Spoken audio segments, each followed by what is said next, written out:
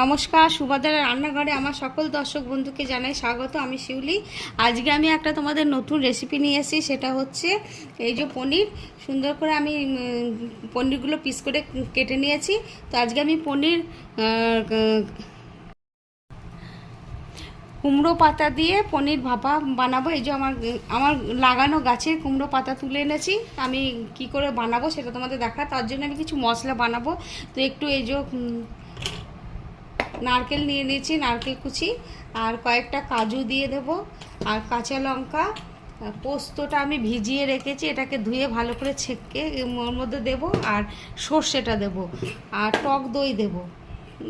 এগুলো দিয়ে একসাথে আমি পেস্ট করে নেবো ভালো করে। সর্ষেটা পোস্তটা ধুয়ে আমি দিয়ে পেস্টটা। আমার বাটাটা রেডি হয়ে গেছে। এই যে একটা ব্যাটার হয়ে গেছে। লঙ্কাগুলো একটু একটু দানা দানা হয়ে আছে। যাই হোক, সুন্দর একটা ব্যাটার হয়ে গেছে। এবার আমি এর মধ্যে পনিরগুলো ডুবিয়ে দেব। তার আগে আমি লবণ দিয়ে দিচ্ছি। লবণ তো দিইনি বাটার সময়, একটু লবণ দিয়ে দিলাম, আর একটু হলুদ দেব, আর কাঁচা তেল দেবো, একটু সর্ষের তেল। হলুদ দিলাম, অতিরিক্ত হলুদ দেব না, অল্প হলুদ দিলাম। আর তোমাদের আমি বারবার বলেছি পনির ভাপা, কারণ পনির ভাপাটা আমি বাড়িতে আমার বেশি হয় বলে ওইটাই বলে ফেলেছি। তোমরা কিছু মনে করো না। সরি সরি সরি, এটা পনির ভাপা মোটেও হচ্ছে না, এটা হচ্ছে পাতুরি, পনির পাতুরি হচ্ছে। যাই হোক, এবার আমি পনিরগুলো এর মধ্যে দিয়ে দেব। ম্যারিনেশন করে এই কিছুক্ষণ রেখে দেব, মিনিট 10 রেখে দিই। আমি পাতাগুলো এভাবে সেঁকে নিচ্ছি। তো তোমাদের নরম হয়ে যাবে, ভাঙবে না, মানে ফেটে যাবে না। আর কুমড়ো পাতায় যে একটা কাঁটা ভাব আছে সেটা চলে যাবে। আর লাউ পাতা দিয়ে সবসময়তে অনেকে বানায়, কিন্তু কুমড়ো পাতাটা একটা নতুনত্ব ব্যাপার, যার জন্য আমি দেখলাম আমি কুমড়ো পাতা দিয়ে বানিয়ে দেখি। তো যার জন্য আমি কুমড়ো পাতা দিয়ে বানাচ্ছি। তোমরা এভাবে বানিয়ে একবার খেয়ে দেখবে,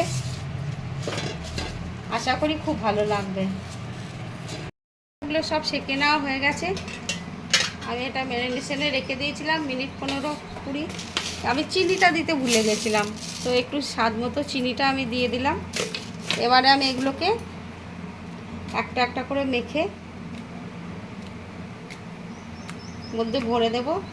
এই যে সুন্দরভাবে দিয়ে দেব। তারপর একটা করে কাঁচা লঙ্কা ওপর থেকে দিয়ে আমি এটাকে এভাবে মুড়িয়ে দেব। এটা আমি দিয়ে দিচ্ছি।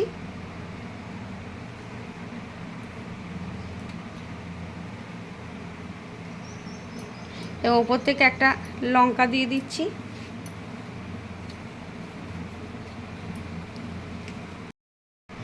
আমি আগে পাতাগুলো মধ্যে পনিরগুলো দিয়ে মুড়িয়ে নিচ্ছি, তারপরে লাস্টে সব সুতো দিয়ে বেঁধে নেব, কারণ আমার হাতে এখন মশলাগুলো লেগে আছে, তো যার জন্য। আমি এবার পাতাগুলো বেঁধে নিচ্ছি মুড়িয়ে দিয়ে।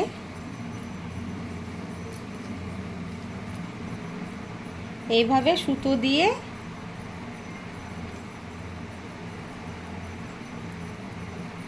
এটা খুব টাফ কাজ, আস্তে আস্তে করতে হবে, ধীরে সুস্থে। যাই হোক, তো দেখো সুন্দর হয়েছে। এবারে এই দিক থেকে আর একবার মুড়ে দেব, তাহলে আর বেরোবে না। নরম জিনিস, আস্তে আস্তে করতে হবে কাজটি। যাই হোক,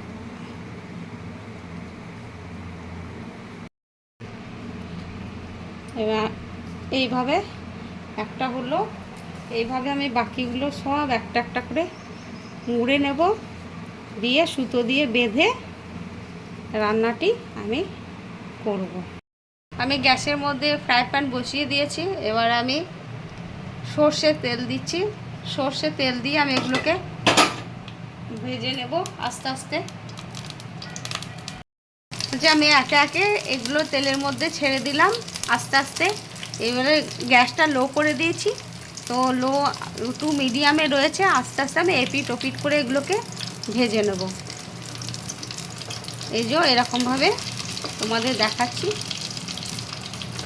খুব সুন্দর হয় এটা। তোমরা একবার অবশ্যই বানাবে, বাড়িতে বানিয়ে খেয়ে দেখবে এবং আমাকে কমেন্ট করে জানাবে। দেখো তোমরা, আমি আস্তে আস্তে উল্টে দিচ্ছি এবং খুব ফুলছে ভিতর থেকে, একদম ফুলে ফুলে উঠছে। এই যে দেখে বোঝা যাচ্ছে পাতাগুলো কীরকম হয়ে যাচ্ছে, সব ফুলে যাচ্ছে। ভীষণ সুন্দর একটা সুগন্ধ বেরোচ্ছে।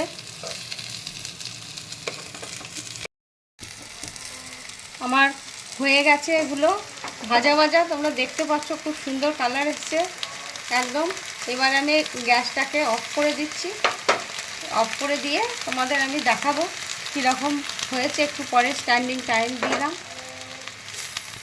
আমার পাতুরি রেডি, পনির পাতুরি। তোমরা এভাবে বানাবে এবং বানিয়ে খেয়ে দেখবে, আমাকে দিয়ে কমেন্ট করে জানাবে কেমন হয়েছে। অসম্ভব সুন্দর হয়েছে, একটা সুন্দর গন্ধ বেরোচ্ছে, সুগন্ধ। এত গরম আমি হাত দিতে পারছি না।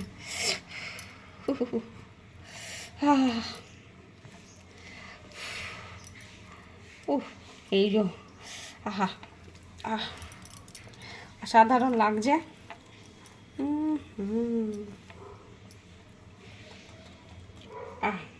দারুণ হয়েছে।